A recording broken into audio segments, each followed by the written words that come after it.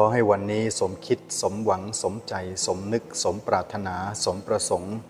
ขอให้สมประสงค์ดังใจเสียทีขอให้สมคิดสมนึกสมใจสมปรารถนาและขอให้สร้างเหตุปัจจัยให้สมแก่ความตั้งใจ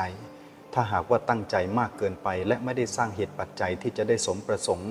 ก็เป็นความสมประสงค์แบบมโนเป็นมโนคิดไปเองว่าสมประสงค์และก็มาบ่นว่าไม่ได้สมดังใจไม่ได้สมปรารถนาไม่ได้สมคิดสมนึกสมใจเพราะไม่ได้สร้างเหตุปัจจัยที่จะได้สมถึงความปรารถนานั้นๆวันนี้ขอให้ไปสร้างเหตุปัจจัยที่ดีสร้างเหตุให้พอเหมาะพอสมด้วยความขยันภาคเพียรบากบั่นมุ่งมั่นในการที่จะทำความดีให้สมเหตุสมผลคำว่าสมหวังสมคิดสมใจสมนึกสมปรารถนาขอให้สมดังใจอย่าถูกใครเขาสมน้ำหน้าตั้งใจทำเหตุปัจจัยให้ดีพยายามสร้างเหตุปัจจัยให้ดีถ้ามันไม่ได้ดังใจ